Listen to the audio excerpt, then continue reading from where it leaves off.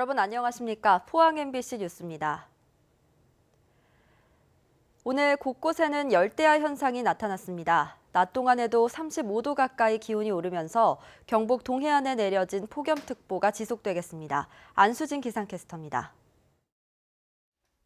밤사이 더위가 이어지면서 곳곳에는 열대야 현상이 나타났습니다. 포항의 최저기온이 28.7도를 기록하면서 초열대야에 가까웠고요. 그 외 지역들도 열대야 기준인 25도를 훌쩍 넘으면서 무더운 밤이었습니다.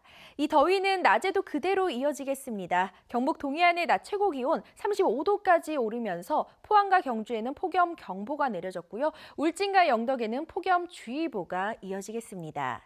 한낮에는 불쾌감도 매우 높게 나타나겠습니다. 특히 야외에서 일하시는 분들은요, 물을 많이 마시고 휴식 시간을 꼭 가져서 건강 챙기셔야겠습니다. 자세한 지역별 날씨 알아보겠습니다. 오늘 구름 많겠습니다. 낮 기온 울진과 영덕이 33도, 포항과 경주가 35도입니다. 울릉도와 독도는 낮부터 맑아지겠습니다. 낮 기온 울릉도 28도, 독도 25도입니다. 동해상의 하늘에는 구름이 가득한 가운데 동해 남부해상 곳곳으로는 안개가 짙게 끼겠습니다. 바다의 물결 동해 중부해상에서 최고 2m, 동해 남부해상에서 최고 1.5m까지 일겠습니다. 금요일과 토요일에는 막바지 장맛비가 내리겠습니다. 날씨였습니다. 영덕군의회 막무가내식 예산 삭감으로 8년간 중단됐던 영덕 황금은어 양식 사업이 재개됐습니다. 그동안 외지에서 은어를 구입해 치렀던 축제를 올해부터는 지역에서 기른 토종 황금은어로 개최할 수 있게 됐습니다. 한기민 기자가 보도합니다. 영덕에서만 잡힌다는 황금은어를 특산물로 육성하기는커녕 축제에 쓸 물량마저 없어 다른 지역에서 구입해 쓰는 딱한 형편입니다. 영덕군 의회의 예산 삭감으로 중단됐던 황금은어 양식 사업이 8년 만에 재개돼 6만 마리의 다 자란 은어가 힘차게 헤엄치고 있습니다. 지난해 가을 바다에서 50천으로 돌아온 은어에서 알을 채취해 1년 가까이 기른 겁니다. 당초 영덕군 의회가 오염 우려를 제기했던 상수원 수질도 해마다 검사에서 문제가 없는 것으로 나타났습니다. 매년 수질 검사를 하고 있습니다. 그런데 지금 50전 하천 수라 안에 우리 양어장의 수질이랑 별 차이가 없습니다. 향후에는 우리 성어 양식하는 데는 아무 문제가 없는 거로 그래 판명이 되었습니다. 영덕군은 그동안 별 문제가 없음에도 불구하고 군 의회의 반대로 치어 방류 사업만 해오다 지난해 새로 구성된 의회가 예산을 승인하면서 본격 양식을 재개했습니다. 아가미 뒤쪽의 황금빛 문양이 다른 지역의 은어보다 뚜렷해 이름 지어진 황금 은어는 담백한 맛과 수박 향으로 임금에게 진상됐던 영덕의 특산물입니다. 하지만 시설을 갖춰놓고도 양식을 하지 못해 매년 축제 때마다 외지에서 은어를 사오는 어처구니 없는 상황이 되풀이됐습니다. 영덕군이 이러는 사이에 인근 봉화군이 개최해온 은어축제는 전국적으로 유명해져 5년 연속 문화체육관광부 우수축제로 선정됐습니다. 하지만 다음 달 2일 개막하는 영덕 황금은어 축제부터는 자체 양식한 토종 은어를 선보일 수 있게 돼 기대가 커지고 있습니다.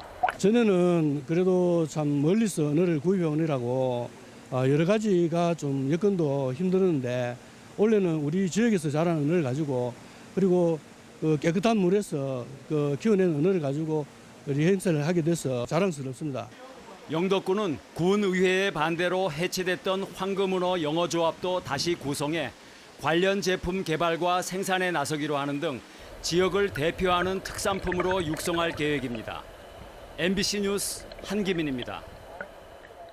포스코가 개발한 인공지능 고로 조합 기술과 스마트 수냉각 기술이 철강 부문 국가 핵심 기술로 선정됐습니다.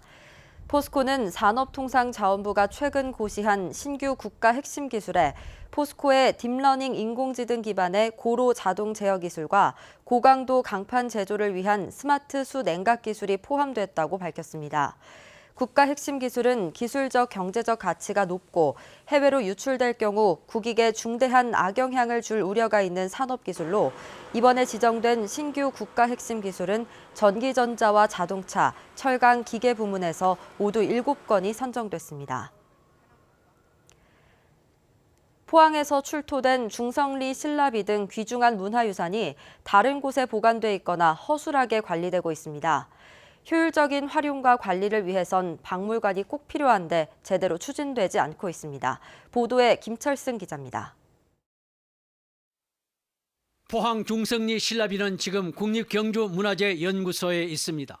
지난 2009년 발견된 뒤 쭉 이곳에 보관돼 있습니다. 지역에 안전한 보관 시설이 없어 돌려받지 못하는 겁니다. 이 비를 보관할 수 있는 장소가 없습니다. 그리고 시 입장에서도 그 도를 원위치를 시키기 위한 어떤 의지가 안 보이는 것 같습니다. 국보인 냉수리 신라비는 면사무소 마당안 비각에 보관돼 있습니다. 바람과 새의 분비물에 취약하고 도난 우려도 배제하기 어렵습니다. 박물관이 절실한 이유입니다. 세계문화유산으로 등재를 추진하고 있는 상황입니다. 그래서 또 이 외에도 여러 좋은 국보급 보물들을 많이 가지고 있는데 이것들을 한 자리에 모으는 박물관의 건립이 시급하다고 생각을 합니다. 그런데 건립은 지지부진합니다. 포항시가 지난 2009년과 2013년 두 차례 건립을 추진했으나 문체부의 사전 심사를 넘지 못했습니다. 한 번은 종합박물관 성격의 257억 원 드는 환동의 박물관, 다른 한 번은 157억 원 드는 국보박물관으로 신청했는데 부결된 겁니다. 국비 40%를 지원받을 수 없다는 의미입니다. 왜 어떻게 부결되었는지 그 원인을 분석하고 좀 더 어떤 다양한 아이디어를 접목해서 저희 지역의 시립박물관이 건립될 수 있도록 해결책을 찾아 나가고자 합니다. 반면 울진군은 지난 2011년 봉평리 신라비 기념관을 지어 비의 가치와 지역 역사를 알리고 있습니다. 도내 국공립박물관은 36곳, 문경시에만 5곳이나 되는 만큼 포항시의 의지와 지역민의 관심이 필요합니다. MBC 뉴스 김철승입니다. 정의당 경북도당은 포항 지진 복구 예산이 포함된 추경 무산과 특별법 제정이 미온적인 데 대해 한국당과 민주당을 규탄했습니다.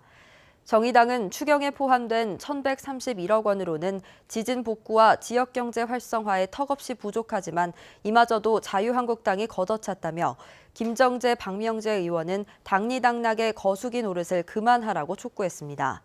또 민주당은 당 차원의 특별법을 제정하겠다고 공언하고도 아직까지 발의하지 않고 있다며 추경은 추경대로, 특별법은 특별법대로 제정하라고 정부와 여야 국회의원들에게 요구했습니다. 경산에 이어 다음 달부터는 영천과 대구를 오가는 대중교통도 무료 환승을 할 수 있게 됐습니다. 새 도시가 이제 한 생활권이 되는 겁니다. 윤영균 기자가 취재했습니다. 영천 시내에 있는 한 버스 정류장.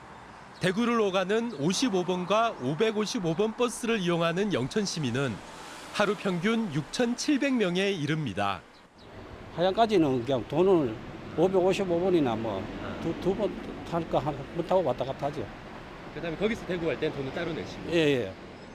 다음 달 20일부터 영천 시민들은 버스를 내린 지 30분 안까지는 대구와 경산의 버스와 도시철도를 무료로 이용할 수 있게 됩니다.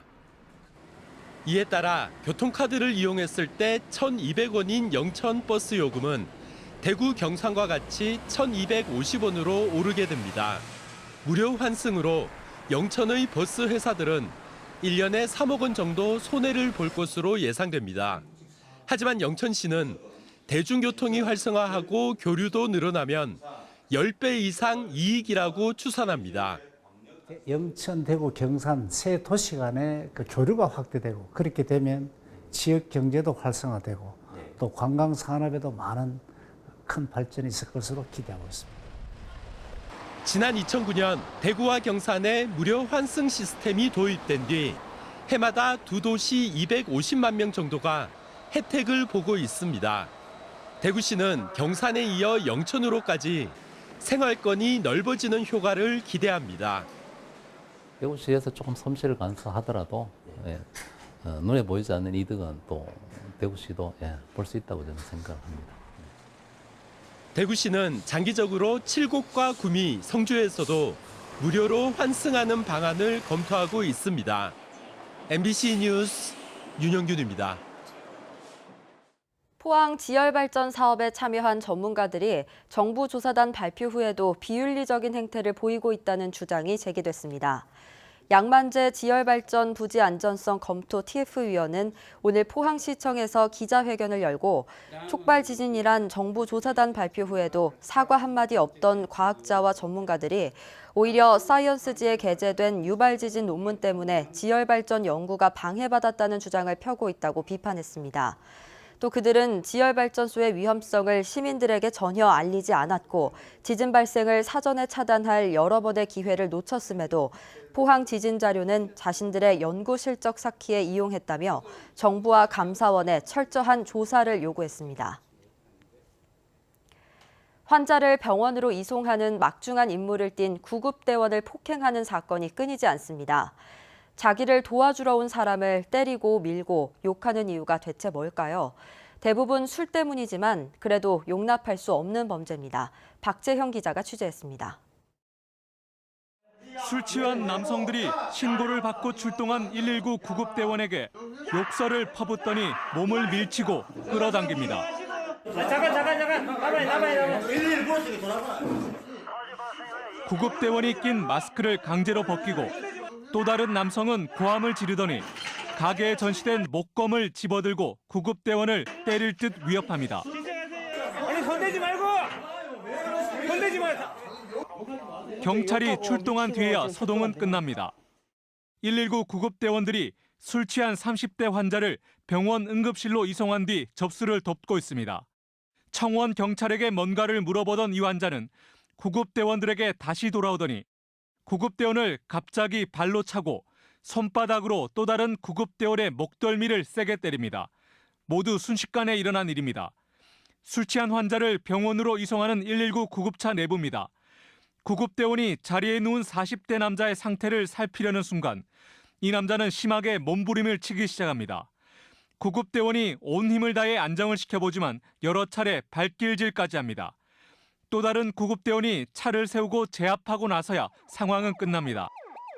2017년부터 올해 상반기까지 일어난 대구의 구급대원 폭행 건수는 28건입니다. 올해는 벌써 6건이 발생했습니다.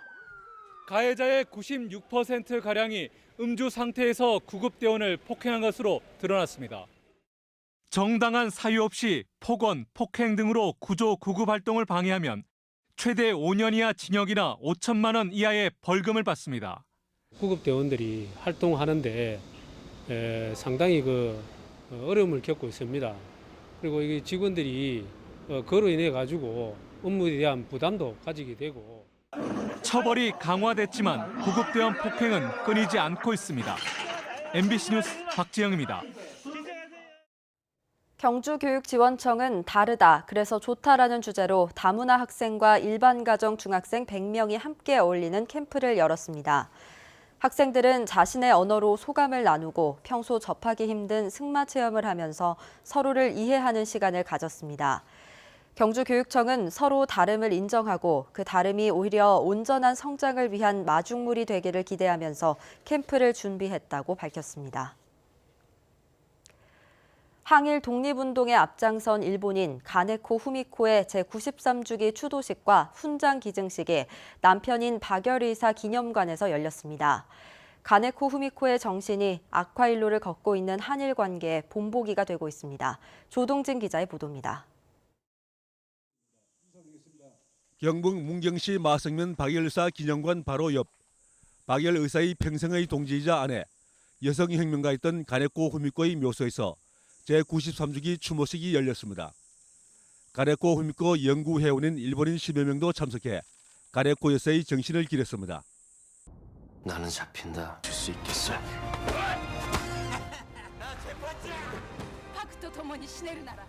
1920년대 일본에서 아나키스트로 활동한 가네코 여사는 문경 출신 독립운동가 박열과 함께 당시 히로히토 왕세자를 처단하려는 계획을 세웠다는 제목으로 체포돼 1923년 형무소에서 의문사했습니다. 일체의 권위에 대한 가네코 여사의 저항 정신, 자유에 대한 갈망, 독립에 대한 염원은 오늘날에도 그대로 살아있습니다. 특히 평화와 자유에 대한 공동의 목표를 함께했던 박열과 가네코 여사의 관계는 한일 관계에 많은 점을 시사하고 있습니다. その点では最も模範的な2人であります。2人の精神に学び、それを次の代につなげていくのが私たちの役割であろうと思います。 이번 추도식에서는 특히 우리 정부가 지난해 11월 가네코 여사에게 서운한 건국훈장 애국장이 박열의사 기념관에 기증됐습니다. 박열기념사업회 측은 앞으로 박열과 가네코 여사에 대한 교육을 강화해 그 정신을 선양해 나갈 계획입니다.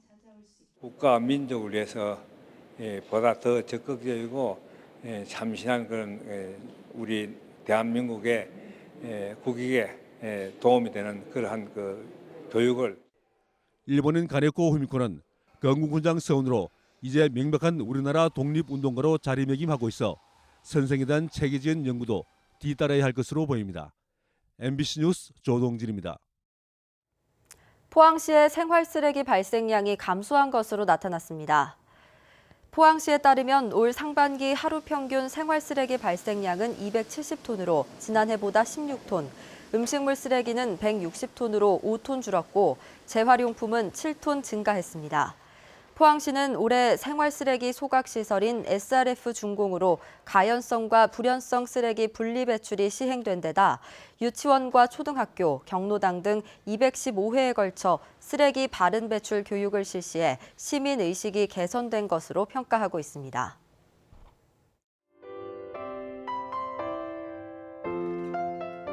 밤사이 더위가 이어지면서 곳곳에는 열대야 현상이 나타났습니다. 포항의 최저기온이 28.7도를 기록하면서 초열대야에 가까웠고요. 그 외 지역들도 열대야 기준인 25도를 훌쩍 넘으면서 무더운 밤이었습니다. 이 더위는 낮에도 그대로 이어지겠습니다. 경북 동해안의 낮 최고 기온 35도까지 오르면서 포항과 경주에는 폭염경보가 내려졌고요. 울진과 영덕에는 폭염주의보가 이어지겠습니다. 한낮에는 불쾌감도 매우 높게 나타나겠습니다. 특히 야외에서 일하시는 분들은요, 물을 많이 마시고 휴식 시간을 꼭 가져서 건강 챙기셔야겠습니다. 자세한 지역별 날씨 알아보겠습니다. 오늘 구름 많겠습니다. 낮 기온 울진과 영덕이 33도, 포항과 경주가 35도입니다. 울릉도와 독도는 낮부터 맑아지겠습니다. 낮 기온 울릉도 28도, 독도 25도입니다. 동해상의 하늘에는 구름이 가득한 가운데 동해 남부해상 곳곳으로는 안개가 짙게 끼겠습니다. 바다의 물결 동해 중부해상에서 최고 2m, 동해 남부해상에서 최고 1.5m까지 일겠습니다. 금요일과 토요일에는 막바지 장맛비가 내리겠습니다. 날씨였습니다. 이상으로 뉴스투데이를 마칩니다. 여러분 고맙습니다.